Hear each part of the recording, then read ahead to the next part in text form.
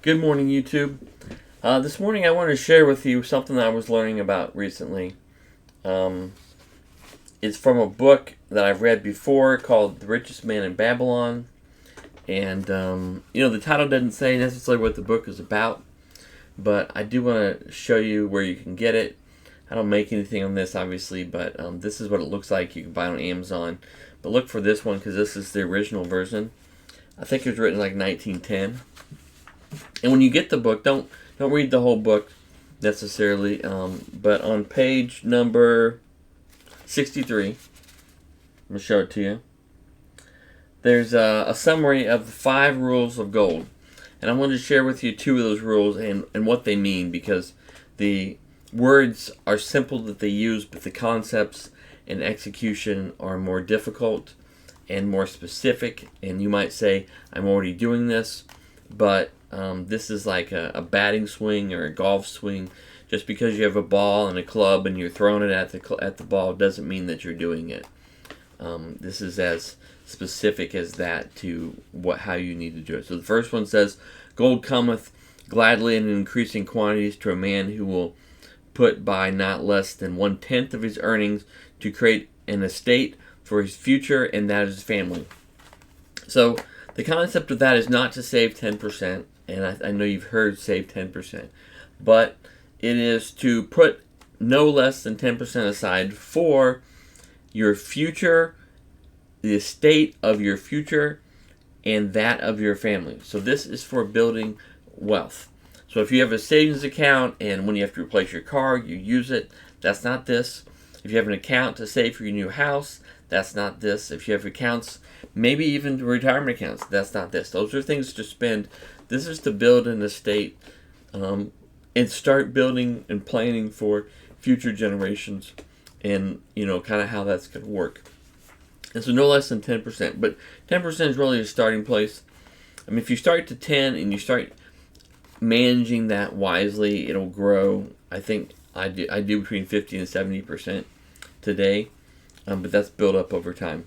The second one that I want to cover, and this is all I want to cover, is the 2, is gold laboreth diligently and contentedly for the wise owner who finds for it profitable employment, multiplying even as the flocks in the field. So if you want to think about this, this defines what an investment is. And what you think and I think an investment is VIG or an index fund, or putting some money in company stock or things like that. But what this defines it as a gold laboreth diligently for the contented and wise owner. Okay? So this means you have wisdom in what you're using the money for. And I would say that that's a very narrow set of things for me. I would say, real estate in certain areas, I have some wisdom on. Maybe one stock of the ones that I do, but I would definitely leave all crypto out of this. There's just not enough that we know about it, and index funds out of this too, because they're really not going to multiply as the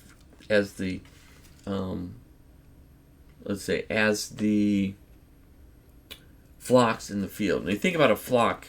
How does a flock multiply? If you have 50 sheep, they give you at least 1 new per year. That's a 100% return. And then the second year, you have 100 sheep, and then you get another 100. So it's multiplying 100-fold each year. A lot of times sheep are, minus the risk of them dying.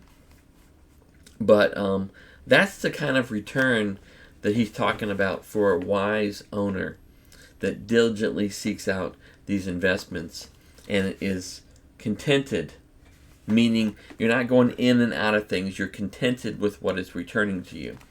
And so I would say most people can't invest this way. They don't have the time spent building the wisdom and understanding exactly what this investment is and when they should buy it, when they should not buy it. So a lot of what I teach and what I do is just putting money into a place where it's going to grow as the market grows. I'm not really trying to invest it. I'm not trying to beat the market. I'm just trying to stay with stocks as they go up.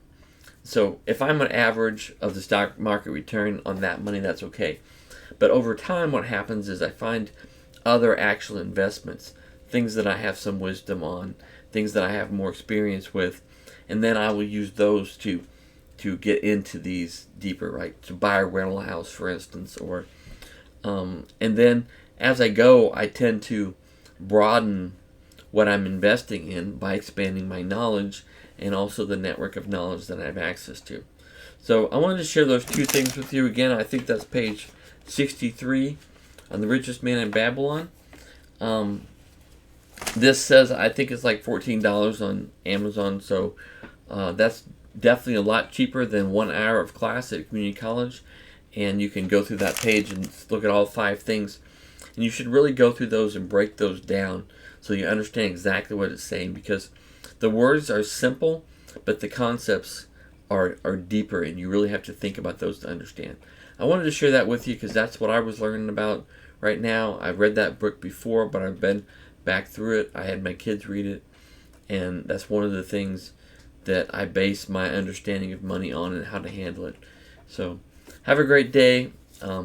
Like and subscribe down below if you want to learn more things like this as I'm learning them as I do it. And talk to you later. Bye.